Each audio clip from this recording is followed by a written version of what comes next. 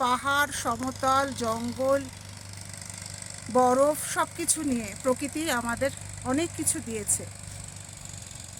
এই প্রকৃতির যেমন সুন্দর দিক আছে, নদীর স্রোত আছে, ঝর্ণার জল আছে, পাহাড়ের বরফ আছে, নীলগিরি পাহাড় আছে, সবুজ অরণ্য আছে, তেমনি আবার এর রুদ্র রূপও আছে। হরকা বান আছে, ল্যান্ডস্লাইড আছে।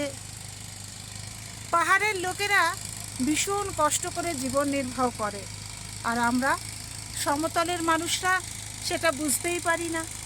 আমরা ভাবি পাহাড়ের মানুষরা না জানি কত সুখী, কিন্তু ওদের জীবন যে কতটা অনিশ্চয়তায় পরিপূর্ণ তা এখানে না আসলে বোঝা যায় না।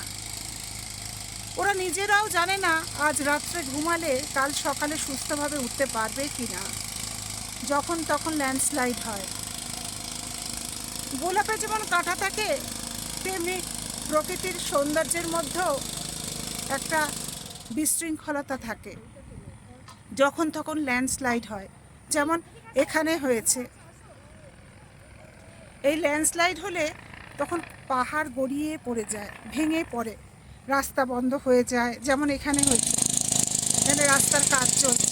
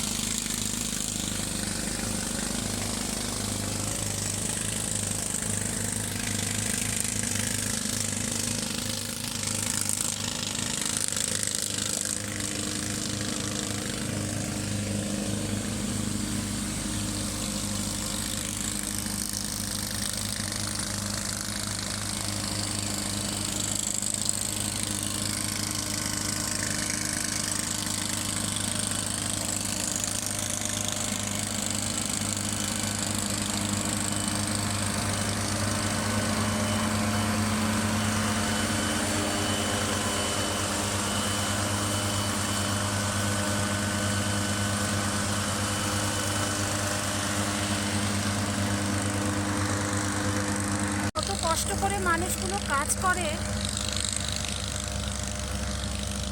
একটা ল্যান্ডস্লাইড হলে যে কত ক্ষয়ক্ষতি হয় সামনে থেকে না দেখলে বুঝতেই পারতাম না।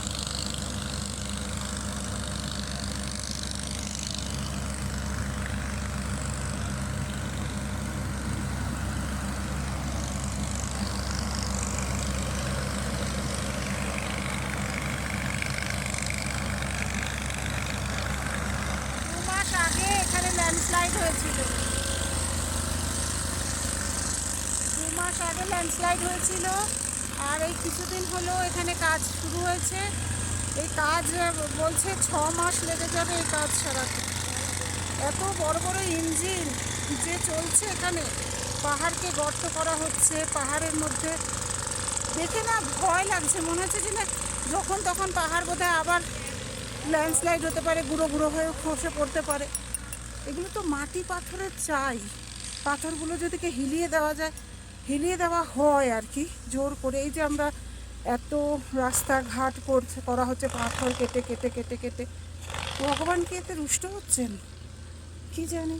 তাই কি মাঝে মাঝে এরকম ল্যান্ডস্লাইড হচ্ছে, এরকম বাহার আসছে, এরকম বড় বড় ক্ষয়ক্ষতি হচ্ছে, বোঝা যায় না। কত রাস্তাটা জুড়ে বদ্রীনাথ যাওয়ার পথের এই রাস্তাটা বন্ধ হয়ে রয়েছে, যার জন্য গাড়ি আসছে না।